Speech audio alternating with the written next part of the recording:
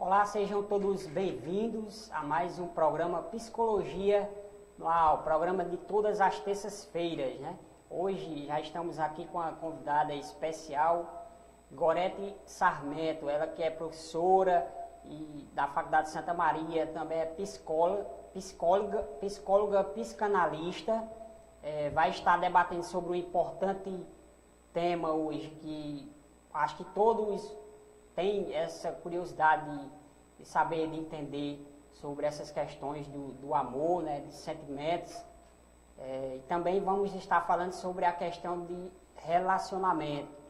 Então, a gente vai iniciar esse grande debate, né, e desde já a gente agradece, né, a audiência que a gente tem tido no programa. Durante cada programa a gente vem crescendo na audiência. A gente quer agradecer a você, telenauta, que nos acompanha aí através da página Psicologia no Ar, através do Facebook e também do www.pbinfoco.com.br, o site está disponível aí na tela para você acompanhar o programa Psicologia no Ar. Esse programa que é um programa que leva boa informação em relação à saúde mental, à saúde emocional. Então, boa noite, Janete, boa noite, Zerenides. Boa noite, Cícero. Boa noite a todos que estão aqui. A Gorete, especial, né? Foi muito solícita quando a gente a convidou para participar desse programa. Então, seja muito bem-vinda, Gorete. Obrigada.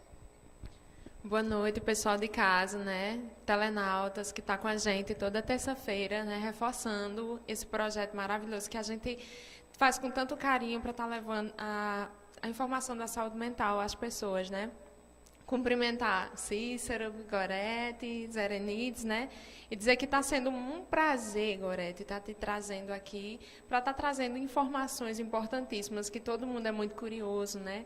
Então, acerca do amor, do relacionamento, né? E acerca de tudo isso. Como nós, seres humanos, idealizamos o outro, né? Então, é importante que esse programa venha trazer também tanta informação. Então, seja bem-vinda. Muito obrigada.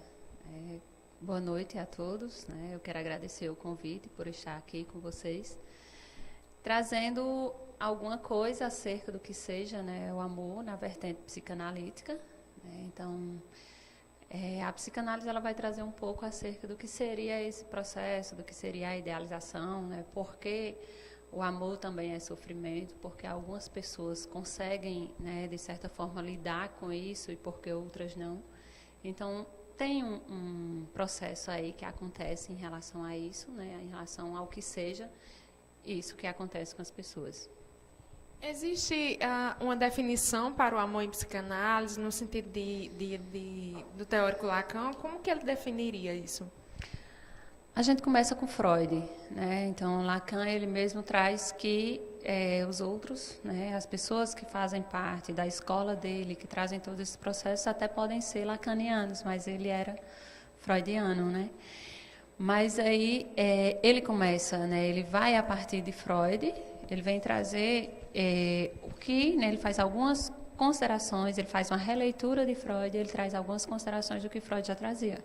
Freud traz o amor enquanto investimento libidinal, né? Então, o sujeito ele investe uma energia no outro, e essa energia só é possível um investimento também a partir de uma relação com a fantasia, né? E nesse investimento no outro, de certa forma, o amor é algo que enlaça, né? É uma fantasia que vai enlaçar sujeitos de falta. Então, por um ter uma falta e o outro ter uma falta, então há uma busca aí nesse processo de investimento libidinal.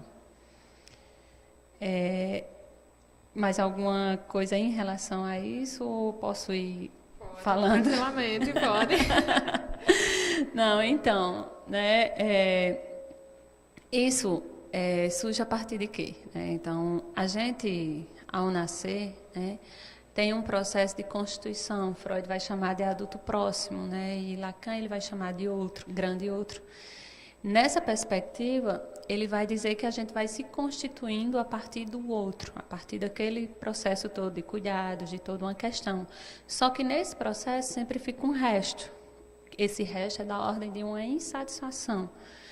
Nessa questão aí que vai se colocar, né, então a gente tem uma coisa que é chave na teoria de Freud, que Lacan reafirma isso, que é chamado complexo de Édipo, né? No complexo de Édipo, há uma travessia, né, em que essa travessia do complexo de Édipo causa uma falta no sujeito. Só que essa falta ela é um pouco diferenciada, né, para o sujeito masculino e para o sujeito feminino.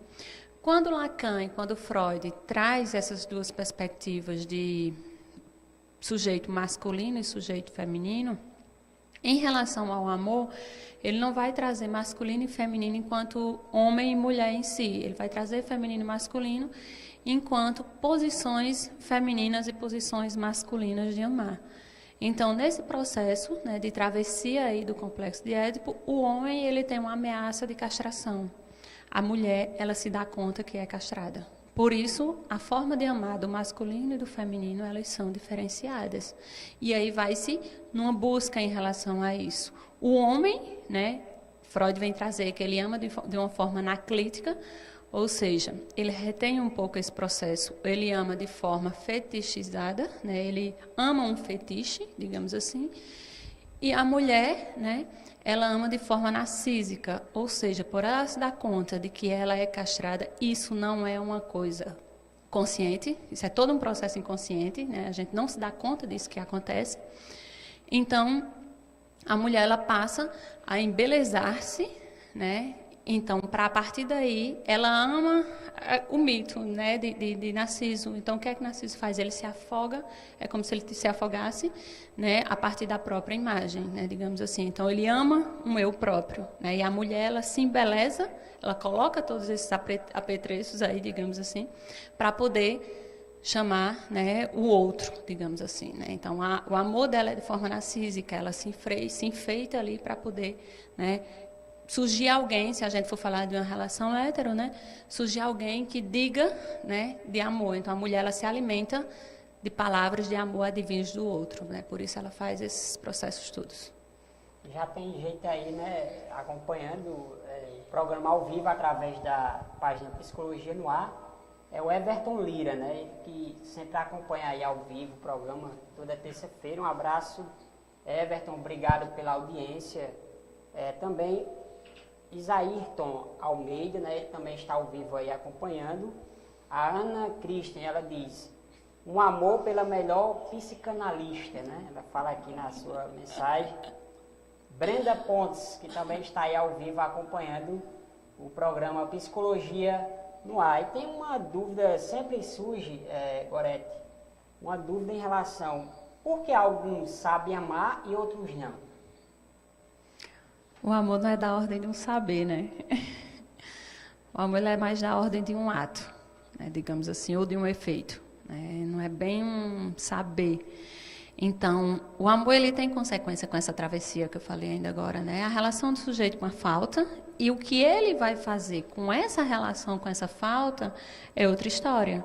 Por exemplo, quando eu falei ainda agora que o homem, né, ele se depara com a ameaça de castração, a ameaça de ser castrado, por que é que os homens eles amam de forma silenciosa, né? Enquanto que a mulher está lá, você me ama, você me ama, você me ama, o homem está lá calado. Mas eu já disse, não preciso dizer mais, né?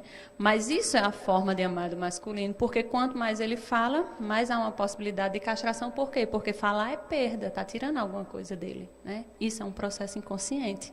Então, a forma de amor do masculino e do feminino são diferenciadas, se bem que a gente pode ter, se a gente for falar de mulheres no sentido de mulher, né, anatomicamente falando, ela pode ocupar uma posição masculina de amar, assim como o homem também pode ocupar uma posição feminina de amar, né? E o que vai se colocar aí é como isso, né, vai estar colocado. Então, o amor ele não é da ordem de um saber, é como cada um que lida com essa falta vai direcionar esse amor. E isso tem a ver com essa relação que se teve na infância, né? Se for uma relação parental, digamos, pai, mãe e filho, o feminino, né, o sujeito feminino, ele vai de encontro ao que é ser uma mulher e frente a essas questões se coloca também o amor, né? Então há uma busca na mãe pelo que seja esse processo, mas aí se depara com a falta porque a mãe também é castrada e aí se volta para um investimento no que Freud vai chamar de objeto de amor. Então, eu vou buscar no outro aquele que me falta. Só que o amor é uma relação de pedintes, né?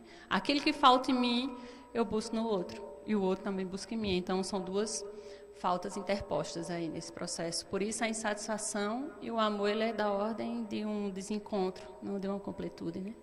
Gorete, Lacan, ele traz o amor como sendo uma falta, né? Que se tem. Então, se o amor dá aquilo que não se tem, como é possível dar ao outro algo que não se tem? Como é que se explica isso? Dá fantasia, né? Lacan diz que amar é dar o que não se tem, realmente, né? Isso, ele tem um seminário que ele vai falar sobre mais ainda, né? O seminário 20, e que ele vai falar da relação. Ele fala um pouco sobre o feminino e ele fala um pouco também sobre o amor, de como é que se dá esses processos. Mas é da ordem de dar o que não se tem, porque o amor é uma relação de pedintes. Eu dou a minha falta, então eu dou falta, eu dou o que eu não tenho. Então, assim, por que é que há aquela insatisfação nas relações amorosas, né? Essa insatisfação nas relações amorosas, ela vai se dar justamente por quê? Porque quando eu busco algo no outro, o outro também me dá falta. E muitos dos motivos da briga eu faço tudo por você, ou você não agradece nada que eu faço. Não faz. Eu dei tudo que você pediu, não pediu. Na verdade, você estava pedindo, né? Por isso essa insatisfação, porque não há uma completude. Isso surge já na antiguidade, com Platão. Ele diz que antigamente nós tínhamos, né, 3 seres, o andrógeno, o masculino e o feminino. E aí ele diz que o andrógeno, né, em algum momento ele vai atacar os deuses. E Zeus, né, o deus do amor, por castigo ao sujeito andrógeno, né, ele vai castiga essas pessoas, o andrógeno separando. O andrógeno era uma pessoa que tinha 4 braços, 4 pernas e 2 cabeças. E qual o castigo dele? Partir essas pessoas no meio e essas metades, elas se perdem. Por isso, hoje a gente diz que o amor é a busca pela cara metade. Então, surge lá da antiguidade, lá com Platão, né? Então, isso é no banquete de Platão. Se eu não me engano, isso é a fala de Aristófanes, né? Que ele vem trazer um pouco dessa concepção do que seria o amor. Então, por isso as pessoas hoje buscam a completude que foi perdida, mas é uma completude que, na verdade, nunca foi possuída, né? Por isso é dar o que não se tem. Você busca e você dá sua falta, você recebe falta. Por isso a insatisfação na relação amorosa. Então tá entendido agora, né? Agora o telenauta que tá aí do outro lado. Ontem foi dia dos namorados, né? E hoje é dia do Santo Antônio, né? O santo casamenteiro aí. Então, E as gente... simpatias, né? Essas simpatias, né? O povo jogando faca na bananeira. Então, Enfim. né? Uma fantasia aí para tentar dar conta dessa falta, né? Ter uma certeza frente a essa incompletude. Uma tentativa de completar algo aí que falta. Muito legal. E aí, gente, uma pergunta para ti, né? A gente vive num mundo dinâmico, fluido, veloz, é tudo muito rápido. E, infelizmente, as relações também, a maioria estão sendo assim, né? Está sendo tudo muito rápido. Não dá tempo de você sentir o outro, né? E aí, o que é que acontece? Essas pessoas sentem medo de amar ou elas não querem se envolver já pensando em terminar para um outro relacionamento? O que é que a psicanálise vem falar sobre isso? Na verdade, hoje a gente poderia se pegar um pouco, né, ao que lá no seminário 17 Lacan ele vai falar sobre os 4 discursos, né? E um dos discursos que Lacan ele vem trazer é uma das coisas, né, que ele vem trazer um pouco aí vem trazer uma discussão que hoje muitos psicanalistas trazem é o discurso capitalista. Ou seja, é como se a mercadoria fizesse o sujeito, né? O sujeito que faz a mercadoria, né? São as pessoas completamente passivas, digamos assim, de um mundo contemporâneo. E aí, no meio desse discurso capitalista, surge uma coisa que Lacan ele já nomeava como sendo gadgets. O que são gadgets? São objetos enganosos, né? São objetos que lhe enganam como se fossem colocados na perspectiva de que fosse lhe completar, né? E as relações, muitas vezes, elas terminam sendo um pouco fragmentadas, porque a relação amorosa, o relacionamento com as outras pessoas, há uma reatualização de castração, uma reatualização inconsciente. Isso não é fácil de lidar com esse processo. Então, o sujeito ele não se permite mais sofrer. A ponto de o próprio contemporâneo, alguns anos atrás, foi inventada a indústria farmacêutica, trouxe a pílula do amor e a pílula da felicidade, né? Então, o que são isso? São os gadgets, produção capitalista, para que o sujeito, cada vez mais, ele consuma.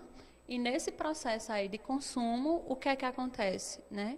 Ele vai cada vez mais, pode cada vez mais se angustiar, porque cada vez mais nessa busca desenfreada, ele vai ocupar uma posição de sofrimento e que nunca vai ser suprido, né? Então, na verdade, a ocupação disso, se fosse por uma outra via, talvez fosse menos sofredora, né? Então, Freud ele vai trazer um pouco de 3 fontes de sofrimento e ele até traz, né, 3 saídas para o processo de sofrimento, né? Então, está lá no Mal-Estar na Civilização, é um texto dele de 1929, que eu acho um texto bem pertinente para a realidade.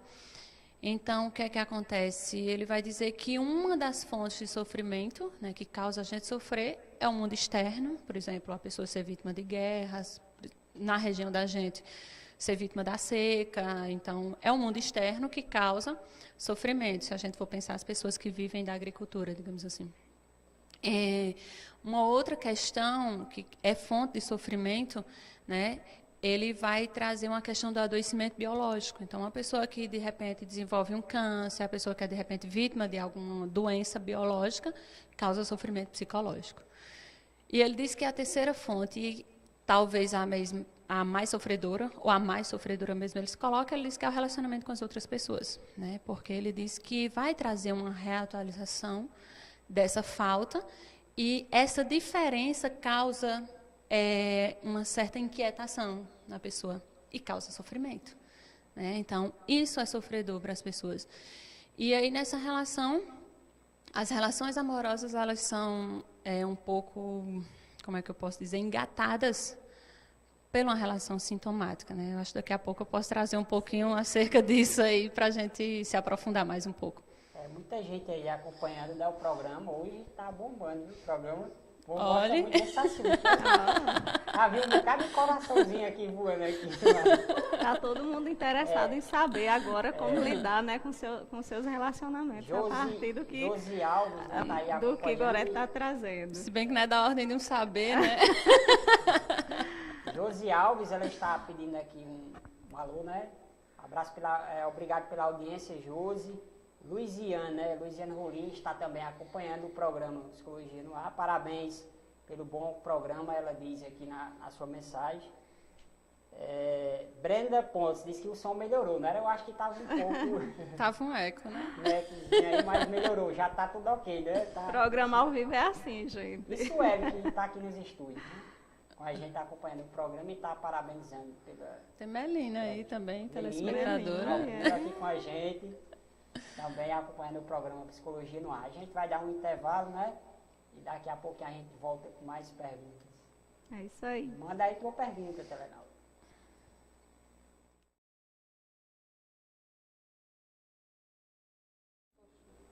Estamos de volta com o programa Psicologia no Ar. Esse programa que leva essa boa informação, né? A conscientização em relação a diversos assuntos, né? Hoje, tema importante, né? O povo gosta muito desse tema, já mandaram muitos corações aí, vermelhos no ar, né? Hoje falando sobre o amor, tema sobre relacionamento, sobre sentimentos. Gorete, em relação ao amor, a questão de duração, o amor pode acabar? Assim, o amor é um pouco atemporal, né? A gente não pode dizer que o amor ele não vai acabar. Lógico que pode, né? O amor é uma coisa da ordem de uma fantasia.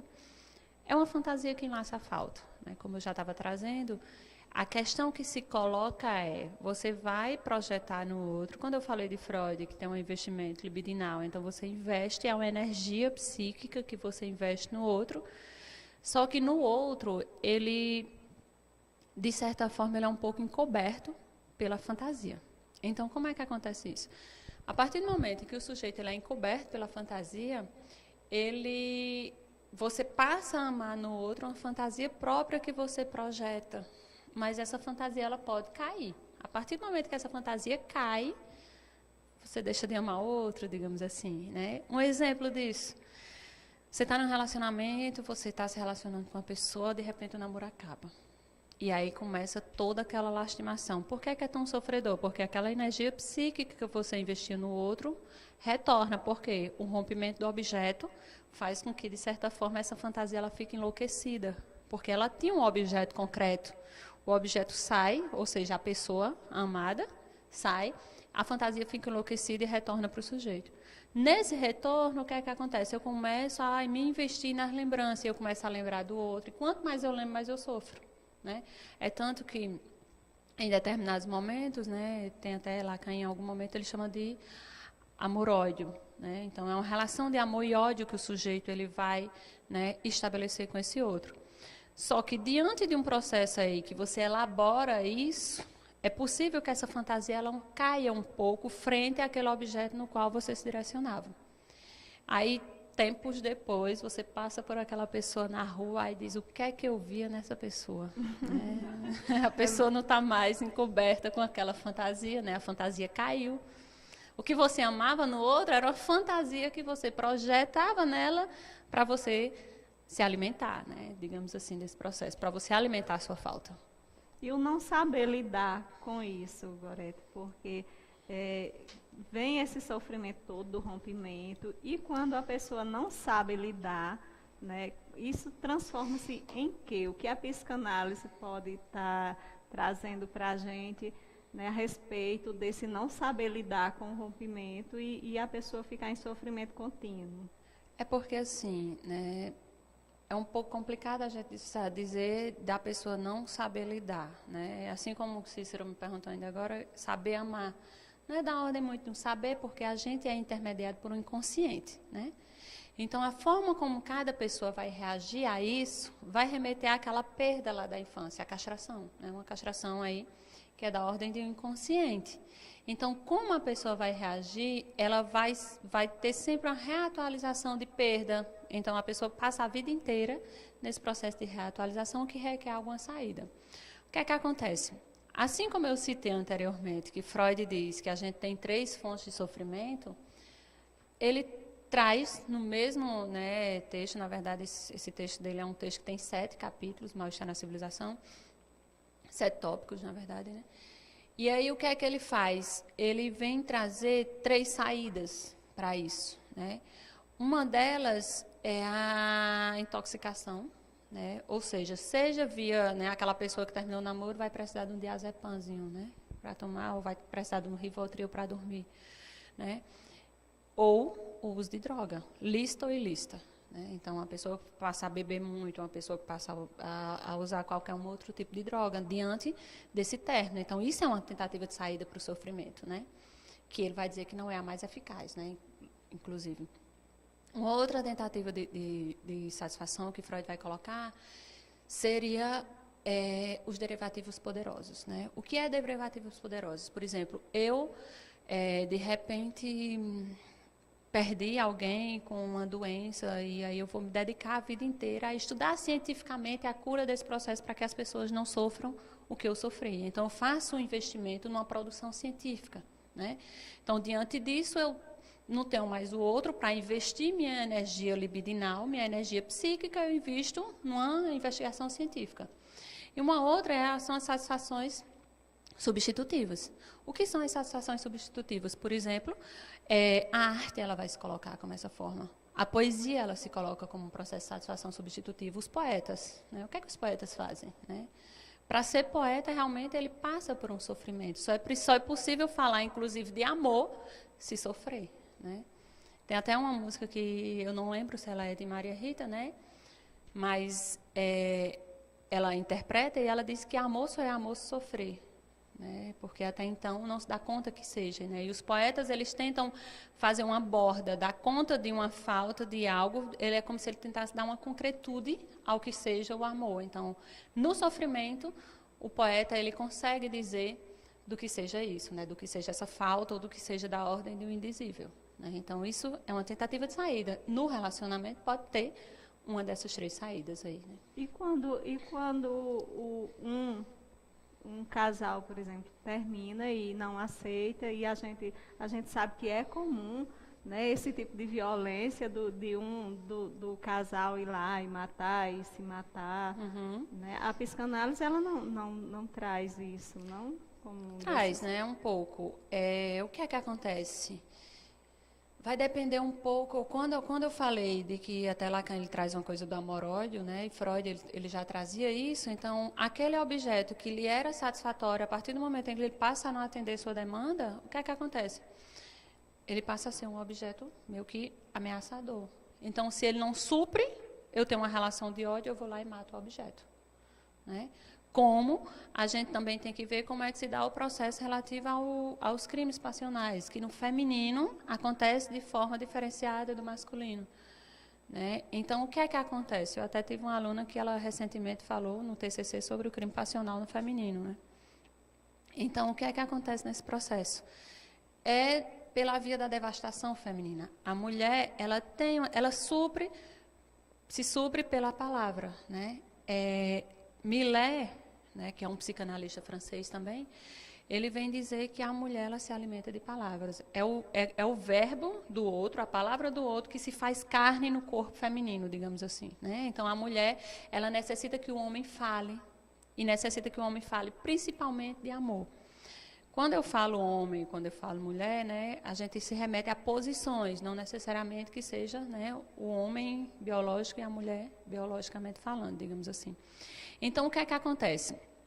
A mulher, nesse processo em que um homem não diga de amor ou não a alimente de amor, a mulher ela pode se devastar. Né? O que é a devastação? É uma mulher que não consegue se posicionar enquanto feminina, né, nesse processo.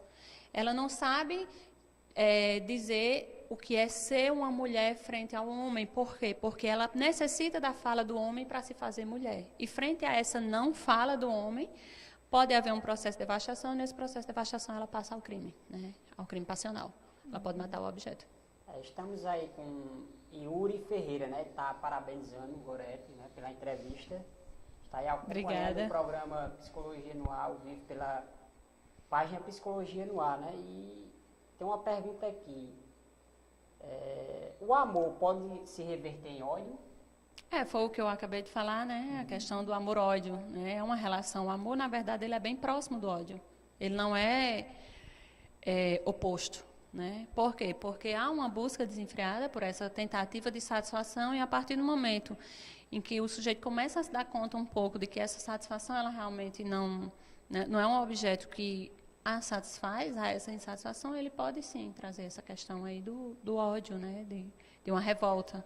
É a questão de achar que você domina esse objeto, né? Digamos assim, ou você o tem. O amor é aquela busca por um objeto que foi perdido. Por exemplo, na travessia do complexo do Édipo, a gente tem essa questão relativa à castração. Essa castração é como se você tivesse perdido algo, e aí, a partir do momento que você passa a buscar no outro esse objeto que foi perdido, mas esse objeto, na verdade, nunca foi possuído. É algo aí que reafirma todo o tempo uma falta no sujeito, né? Vai por essa ordem. Tem mais alguma pergunta por aí?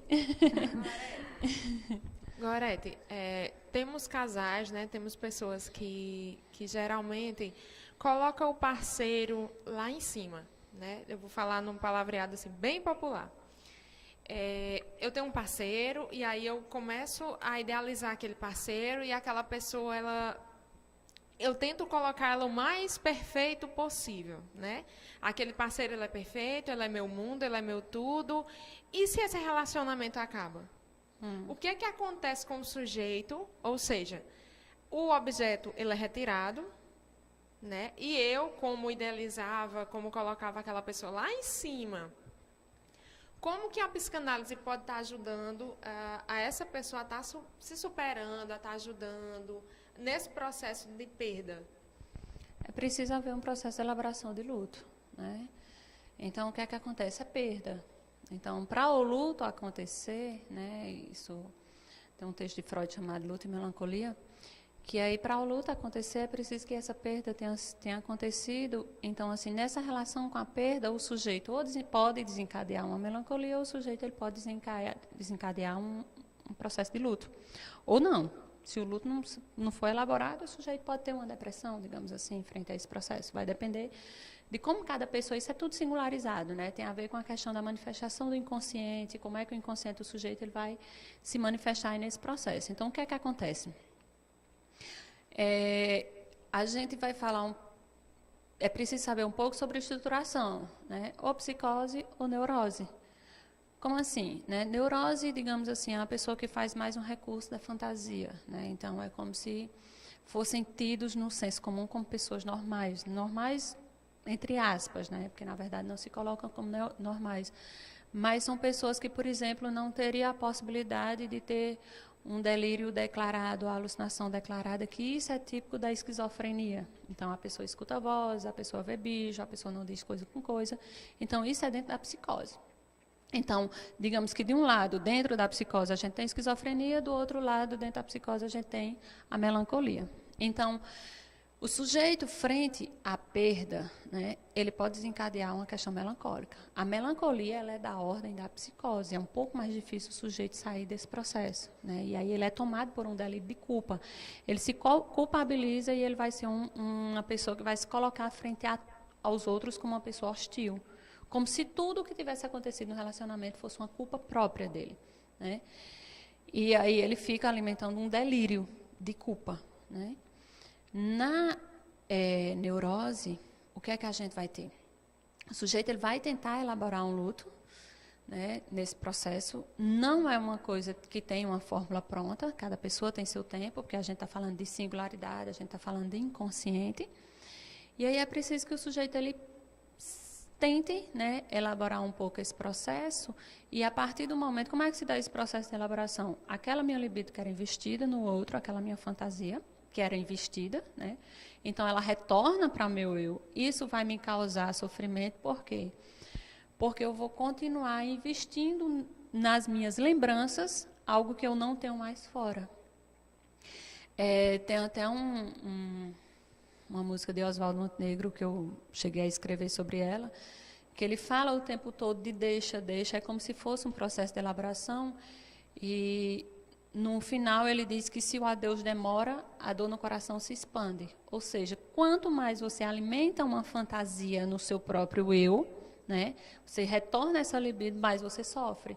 O processo de luto, uma vez sendo elaborado, você se volta para uma outra pessoa, né, para amar uma outra pessoa. Então, você faz uma elaboração dessa perda e você se volta para amar um outro, né? Você reinveste, digamos assim, a libido, né, uma vez restabelecido aí o processo. Muito bem. E tem uma pergunta aqui, agora é bem interessante, né, do telenauta que está nos acompanhando. Ele diz assim: estamos vivendo em um mundo de pessoas voltadas para si, mergulhada na fantasia do prazer constante. Seria um amor narcísico? E de que maneira podemos pensar esse amor? A gente tem que ver, assim, até que ponto essa fantasia é voltada para si, né? A gente pode pensar, por exemplo, no sujeito infantil de uma questão relativa ao autoerotismo, né? Não necessariamente um amor narcísico. O amor narcísico, na verdade, ele tem um alvo, né? Ele é um amor narcísico, mas é direcionado ao outro.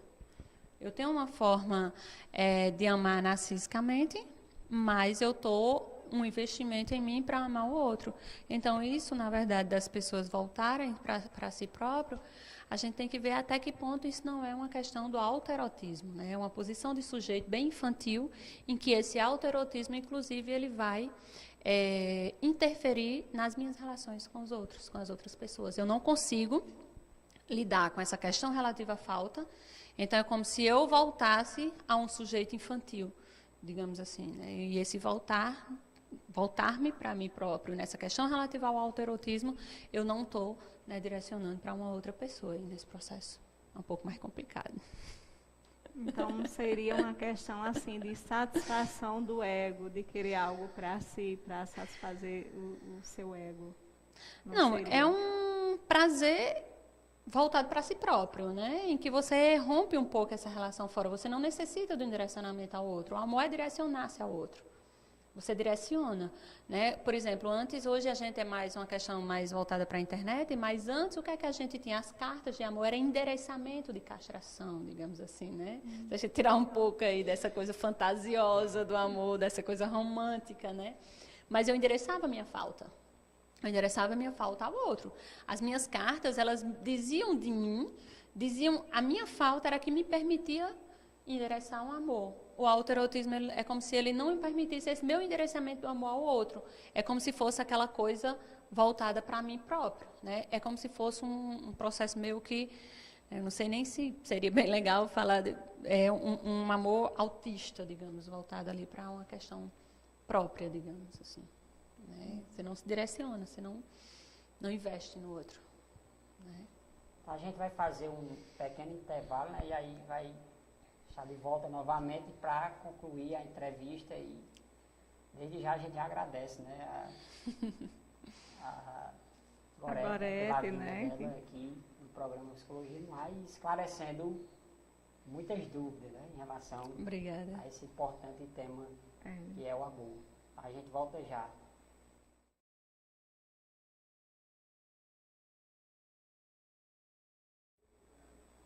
Sejam todos bem-vindos novamente ao programa Psicologia. Lá estamos aqui entrevistando Gorete Sarmento, ela que é psicanalista, está tirando muitas dúvidas, né, do telenauta em relação ao amor. Gorete Sarmento, em relação às simpatias que as pessoas costumam fazer, principalmente nessa época junina, o que a psicanálise explica sobre isso? Então, hoje é dia de Santo Antônio, né, conhecido como Santo Casamenteiro. Então, muitas pessoas, principalmente as mulheres, né, recorrem ao Santo Casamenteiro aí. Na verdade, essa simpatia ela vai colocar a partir de uma crença em que o sujeito vai, né, ter aí, mas é uma crença na ordem de uma fantasia, né? A fantasia ela é um pouco alimentada por isso, numa perspectiva de uma completude. É como se, frente a essa incerteza que é o amor, frente a essa incerteza que é a castração, que é a falta, então eu sou uma pessoa de falta. Eu vou estar sempre buscando alguma coisa para suprir minha falta. Então, eu busco um trabalho, eu busco um estudo, eu busco alguma coisa para tentar suprir. O amor é algo que enlaça, né? O amor ele é da ordem de um enlaçamento de mim a alguma coisa para tentar, né, de certa forma, suprir aí essa falta que ela nunca vai ser suprida. Então, o que é que acontece? As fantasias é como se fosse uma garantia, né, de fazer consistir aí, digamos assim, uma completude que, na verdade, é da ordem do impossível. Então, é mais uma coisa que se coloca no meio do caminho do sujeito, né, para poder ele tentar dar conta disso. Então, faz-se, né, diversas fantasias e lá com Santo Antônio, então Santo Antônio vai, né, se enfiar a faca no tronco da bananeira na noite de São João, né? E aí Santo Antônio vai e mostra na faca a letra da pessoa que você, né, vai se casar, né? Digamos assim, ou que vai te fazer feliz, que a felicidade também é enganosa, né? Da ordem aí dessa completude. Tem a questão da tradição, é bem tradicional isso, né? Sim, né? Tem uma questão cultural que influencia nisso, né? Então, o sujeito imerso numa cultura, ele faz parte desse universo, porque se ele não fizer parte, é como se ele estivesse fora, é uma posição um pouco desconfortável. É você não se inserir num grupo. Gorete, desculpa eu tomar a frente, Janeta, assim, não, porque ela falou de Santo Antônio das simpatias, né? E, assim, eu fiquei muito ansiosa para perguntar a respeito de quando a pessoa faz a simpatia, né, para Santo Antônio arrumar o namorado, e a pessoa não arruma, de certa forma é uma frustração, né? Mas muitos dizem que não gostam de recorrer a Santo Antônio, porque diz que ele dá qualquer um. Né? As pessoas estão meio desesperadas, né? Aí ele pega o primeiro que está na fila. Prefere pedir a São José, né? Porque aí vai dar uma pessoa, né? Então, então, assim, não era só para comentar a respeito disso mesmo. Eu não vou nem fazer a pergunta, deixa que Janete faz aqui. Gorete, agradecer a participação do pessoal lá de Itaporanga, da Paraíba, tá? Stanley Alipe, e ele mandou uma pergunta para ti. E o amor no tempo, em sua duração, na eternidade? Dizia Balzac, toda paixão que não se acredita eterna é repugnante. Entretanto, pode o laço se manter por toda a vida no registro da paixão? Assim, é um pouco complexo isso, né? Ele é psicólogo, por isso que A paixão coloca-se mais como aquele encantamento inicial, né? A paixão, ele é aquela coisa que empolga. A paixão, muitas vezes, o que é que vai se colocar aí, né? A paixão ela torna o sujeito um pouco fora do sentido, um pouco enlouquecido, né? É tanto que a loucura, né, se aproxima um pouco, né? A pessoa que está aí por esse processo de paixão. Havia uma comparação, né, até mesmo na história da loucura, desde a antiguidade, que dizia que a loucura era um distúrbio ou algo assim da ordem de uma alteração nas paixões. Então, a pessoa que está envolta por esse processo, ela não pensa em consequências, ela age um pouco até sem agir. Ela age até sem pensar, digamos assim. Mas a paixão, ela tem uma travessia, né? Ela não dura tanto tempo assim, né, nesse processo. Algumas coisas, né, digamos assim, que depois há uma possibilidade de um enlaçamento no nível de um amor. Então, muitas vezes a paixão ela é mais passageira do que algo que enlaça, que ao mesmo tempo também não necessariamente é algo da ordem de uma eternidade, né? É algo aqui que enlaça o sujeito. O amor, na verdade, é aquele laço, é aquela fantasia. E essa questão, né, essa fantasia, ela um dia pode acabar. É como se você se desse conta de que o amor, né, não realmente existia. Essa questão do Zerenides falou do Santo Antônio, né? Santo Antônio de Sodá. Sodá sem futuro, Sodá né? sem futuro, né? Tem esse dito realmente, né? Então, a pessoa tem uma fantasia em relação a isso, né? De uma possibilidade de uma garantia. Mas essa coisa de que Santo Antônio de Sodá, fantasia, me remete àquela coisa de dizer que tem o dedo podre, né? Porque eu tenho o dedo podre, né? Então, eu só escolho, não é nem eu só escolho, eu tenho sorte de só arrumar gente assim, né? Na verdade, não é dedo podre, não. É seu inconsciente que só escolhe essa pessoa, né? Então, você não é que o seu dedo é podre, é que o seu inconsciente, aí Lacan vai falar da parceria amorosa, né? A sua parceria amorosa, ela só se estabelece com esse tipo de pessoa. É como se tivesse uma parceria sintomática. Você se apaixona pelo sintoma do sujeito. É aquilo que lhe engancha, né? Se essa pessoa não tivesse essa característica, você não se engancharia nesse sujeito, né? O amor, ele não enlaçaria. Se tiver 10 pessoas, dentre as 10, você vai escolher justamente aquela que tem aquelas características, da ordem de uma repetição, né? Freud, ele já trazia uma questão relativa a isso. Ele tem até um texto chamado Repetir, Recordar e Elaborar. Então, o seu inconsciente, ele está sempre repetindo, né, em atos. Você sempre tem uns atos que você comete sempre no mesmo lugar, né? Se você for analisar um pouco como é o comportamento frente às relações todas, né, talvez terminem, né, de formas parecidas, porque há uma repetição inconsciente nisso. Muito legal. Gorete, é possível um sujeito amar alguém 2 vezes? Tipo, eu amei e eu acabei perdendo meu esposo, meu namorado, ele morreu, faleceu, enfim. E aí, de repente, passa-se tempos e eu reconheço uma outra pessoa e aí eu vou viver com essa pessoa. É possível eu amar da mesma forma ou existem amores diferentes?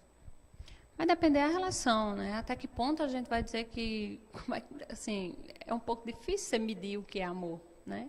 Então, como é que eu vou medir se a forma como eu amo fulano é a forma como eu amei, né, essa outra pessoa? É um pouco difícil medir isso. Que é possível ter um amor que enlace isso aí, porque a falta ela não foi suprida, pelo contrário, teve uma reatualização aí, né, de falta quando você perde aquele objeto real. Então, aquela história de dizer, porque amar, a gente só ama uma vez, não é bem por essa via, né? Vai depender da resolução que cada pessoa vai dar a isso. Algumas pessoas não conseguem se redirecionar. Essa libido fica ali e esse processo aí de perda torna um pouco doentio para o sujeito, né? Mas quando o sujeito consegue lidar com isso, ele consegue redirecionar essa libido ali, né? Que antes era direcionada para uma pessoa. Que relação, Gorete, tem o ciúme com o amor? Toda, né? Na verdade, o ciúme, ele se coloca na ordem de uma paranoia, né? Então, está diretamente ligada com o objeto, né? Como assim um objeto? Quando eu falo de objeto, né, que não soe muito estranho para as pessoas, não é o objeto em si, né? Freud ele faz uso dessa palavra, assim como Lacan também faz, porque aí o que se coloca ali não é uma pessoa só de carne e osso, mas é uma pessoa, né, toda em volta por uma fantasia, alguma coisa nesse sentido. Mas tem a ver com o ter ou não ter, digamos assim, né? Então, o ter o outro, o tomar posse do outro e esse objeto que ele é falho, por que ele é falho? Ele está sempre escapando. O objeto ele não é possuído, ninguém consegue possuir ninguém, ninguém consegue possuir algo que venha suprir a minha falta, né, digamos assim. E aí o que é que acontece? Surge algo da ordem de uma paranoia. Por quê? Porque eu não tenho domínio. Eu não tenho um domínio disso, eu não consigo prender, eu não consigo controlar esse processo. Na verdade, isso causa no sujeito, por quê? Porque o outro é ser de falta, e esse outro sendo ser de falta, ele me reatualiza a minha falta. Né? Então, não é o outro que é ruim que me faz sofrer, o que me é ruim que me faz sofrer é essa falta insuportável que está em mim e que é reatualizada pela falta do outro. Por isso a parceria sintomática, é um enlaçamento entre duas faltas. Então, essa minha falta, numa tentativa de suprir, de saber lidar com isso, eu tenho uma paranoia de tentativa de não deixar essa falta aparecer. Por isso aí eu vou ter uma paranoia de ciúme, né, de querer, né, dar conta disso, de querer prender o sujeito, né, junto à paranoia, o que é que surge? A gente tem paranoia no nível da psicose, por exemplo, a esquizofrenia, como a gente também tem paranoia no nível da neurose, né, como, por exemplo, a histeria, ela tem muito dessa paranoia, né, de você... No feminino, a mulher, ela se volta para uma outra mulher, né? Ela não se volta para o homem. Né? O que ela vai buscar é o que é ser uma mulher, na tentativa que ela não vai se voltar para o homem em si, mas ela vai tentar buscar o que é que tem na outra que eu não tenho. Né? Por que é que você foi buscar? Né? E aí surge essa questão relativa à paranoia. E o homem é essa relação que se tem com a castração, a ameaça de castração, né? Que eu falei lá no início do programa. Então, tem até essa ameaça, eu não quero deixar o objeto fugir. Então, a paranoia ela pode surgir aí nesse processo. E isso seria doentio? Sim, a ponto, muitas vezes, de destruir o próprio objeto, ou seja, a ponto de matar a própria pessoa, né? Ou matar-se a si próprio. Vai depender de que grau isso vai estar se colocando. Então, Lacan ele tem uma coisa, uma das teorias que ele fala, né, um dos processos na teoria dele, ele diz do sujeito no encontro com o real. Real não é realidade. Real é algo que é da ordem do indizível. Eu não consigo dizer disso. Frente a um rompimento, eu não consigo dizer dessa minha falta. Eu, tomada completamente por esse processo, ou eu posso passar ao ato, ou eu posso cometer um acting out. Então, passar ao ato, né, de certa forma, eu atingir um outro, ou um acting out é eu fazer uma atuação contra mim própria, né, frente a esse encontro com o real. Como é que eu posso definir um pouco com o real? Eu sempre dou o exemplo da morte. Quando alguém morre, né, e aí a pessoa, frente àquela morte ali, de dizer que perdeu o ente querido, ela diz, é uma dor que eu não sei dizer dela. Então, quando ele diz, é uma dor que eu não sei dizer dela, isso é real, que invade, você não consegue significantizar. Posteriormente, é possível que você dê um pouco de simbologia a isso e tente fazer uma borda e tente elaborar isso. Então, essa relação com a perda nos relacionamentos, ela se dá dessa forma do encontro com o real. Nesse encontro com o real, eu posso ou passar o ato, ou eu posso cometer um ato contra si próprio, ou eu posso fazer alguma outra coisa para tentar, né, elaborar essa falta, né, a não ser algo assim tão catastrófico. Então a gente já agradece, né, pela participação brilhante nesta noite da profissional psicóloga Gorete Sarmento. A gente está finalizando por conta do tempo, que já está avançado, né? E a gente agradece, Gorete, pela sua vinda aqui e ter contribuído de forma assim brilhante em relação a esse assunto que é extremamente importante e que muitas das vezes as pessoas têm essas dúvidas que foram tiradas hoje. Muito obrigado pela sua presença no programa. Por nada, né? Eu agradeço também o convite. Foram meus alunos, meu aluno e minhas alunas, lá na Faculdade de Santa Maria, né? Atualmente ainda estou como professora lá, há quase 4 anos já como professora da Faculdade de Santa Maria. Quero agradecer também a participação do pessoal pela internet, Ana Cristia, que participou aí, Yuri, né? Acho que Yuri, que foi meu aluno também, Ana Cristia, minha aluna. A Brenda. Brenda também estava aí participando. Meline, que está ali assistindo a gente aqui ao vivo, literalmente, né, Meline? E quero agradecer, né, a participação de todos. Eu atualmente estou como professora na Faculdade de Santa Maria, como eu já falei para vocês. Também atuo no NASF. Eu tenho essa questão da prática e meio que envolvida com essas questões sociais. E atualmente também atuo no consultório, né, de psicologia. Eu tenho um consultório lá em Sousa, né, que eu atendo lá em Sousa. Passando o endereço para alguma pessoa que queira. Na verdade, o meu endereço é na Rua Major Lindolfo Pires, lá, fica no Mini Shop Estrela. Mas, assim, para entrar em contato seria mais fácil entrar diretamente no telefone. Eu acho que posso divulgar o telefone. Pode dizer sim. É o 83-98107-1433.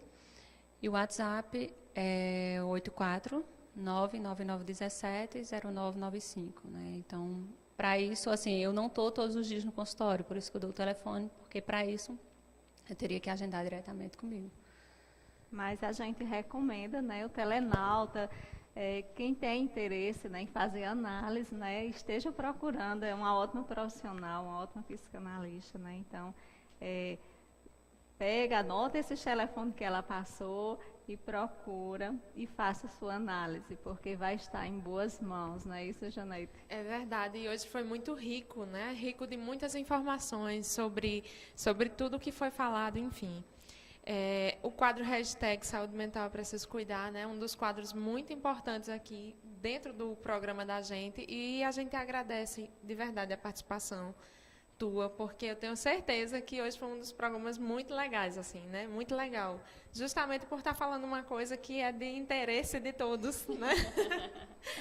Então, esteja aberta a voltar sempre, tá certo? Muito obrigada, Gorete. Foi muito legal a sua participação. Muito mesmo, né? Obrigada, né? Obrigada. E só uma coisa, né? O amor é da ordem de um desencontro, né, Cícero? O programa aqui quase que demorou um pouco. Mas deu certo. Mas né? é isso, né? Parece que casa um pouco, porque o amor não é um encontro, não é completude, né? É desencontro, né? É um encontro, digamos assim, enlaçado pelo amor, mas que na verdade é um desencontro, né? Falta. Então é isso, a gente agradece a todos os telenautas do Brasil inteiro que nos acompanham, né, aqui de Cajazeiras, os fãs de Gorete, Sarmento. A gente agradece a todos que estiveram presentes com a gente esta noite, né, e nos acompanhou. E teve a paciência de esperar o programa iniciar, né, com esse pequeno atraso, mas que deu tudo certo agora no final. Vocês ficaram entendendo um pouco do que é esse amor, né? A luz é louco? da psicanálise. Se a gente espera, né? Se a gente espera que se entenda, né? Ou que se viva, né? Eu acho que é mais da ordem do viver do que do entender. Hashtag saúde mental é preciso cuidar. Então, até a próxima terça-feira.